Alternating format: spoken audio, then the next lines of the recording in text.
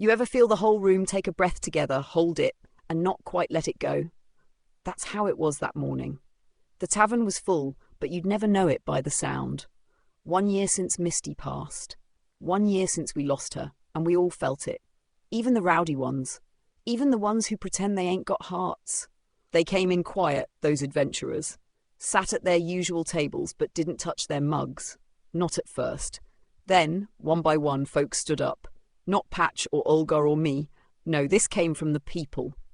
Lewin the goat herder, barely sober most days, said Misty once pulled him down off a rooftop and fed him stew instead of laughter.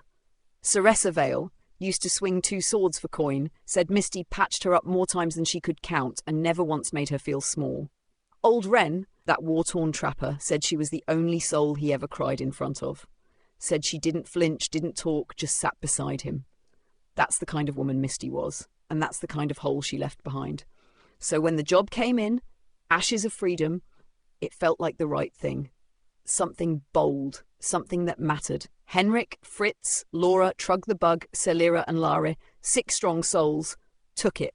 I watched them ride out in the rain and whispered after them, bring something back worth remembering. And gods did they.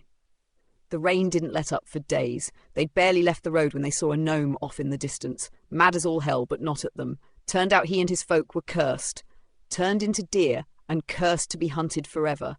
There's something awful about that, being prey and knowing it, always running. And what was hunting them? A lichen. Not a man-turned beast, a beast wearing a man's shape, big, strong. Silver's the only thing that cuts them clean. The thing came tearing through camp one night, chasing the cursed deer. The party was going to let it go, until a gnome ran in shouting for help, then turned into a deer right in front of them. Trug grabbed the beast by the tail like it was a misbehaving paving pup, and the fight was on. Fritz knocked it out cold with a spell, but then Laura blasted it with a lightning bolt, woke it up, snarling. Steel clashed, magic flared, and finally the creature fled into the woods, wounded but alive. Then came the boar. Ran straight through their camp like it was fleeing something worse. No one stopped it. Later, Lari wandered off to do her business and found an archway all covered in vines, something ancient. She walked away from it, and she shouldn't have. That thing was more than stone, I can feel it in my bones. Later that same night, she saw 3 Pegasus flying overhead, white as cloudlight. No explanation, just beauty. A gift, maybe. They kept moving, bypassed a pair of ogres roasting venison smartly, I'd say, and then reached the outpost. That's where things turned dark. Burnt trees, ground blackened, bones turned to ash. There'd been a fight there. They found claw marks, fire-scorched walls. Took time piecing it together. Then the smell hit, sulphur and singed meat. Hellhounds. 3 of them. The outpost had big iron doors, locked with some sort of gearwork. Didn't matter. Trug tore 'em off like they were pantry lids. And there they were, 3 hellhounds, eyes glowing like coals. They breathed fire, set the place alight, but the party fought hard and beat them back. That's when the real trouble showed up.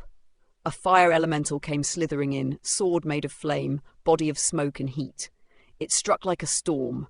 Blades of fire, roars that shook the walls. Trug got tossed, Celira nearly crisped, Laura's magic cracked ceilings, and Lari took a burn that'll leave a mark. But when they brought it down, it exploded. Literally. Threw the whole group against the walls like rag dolls. Trug barely crawled upright. Then they reached the heart of it all. Final chamber. And in it, a monster of flame and fury, the one guarding the relic. 2 flame skulls floated beside it, cackling like ghosts lit on fire. Fireballs rained. The whole hall turned into a furnace. That's when Trug did something I'll never forget. He stood in the doorway, wouldn't let those things pass. Took hit after hit. Scorching rays, fire fists, the boss creature pounding at him like a forge hammer. But he didn't move. Just stood there and held the line. The rest of them cast spells, healed, yelled across the room, but Trug stayed in the doorway. Said nothing. Just stood. They dropped the skulls. Then came the boss. Big thing, made of hate and fire, swinging fists like wrecking balls. Everyone helped. Henrik, Celira, Fritz, Lari, Laura, they all got their licks in, but it was Trug who took the worst of it.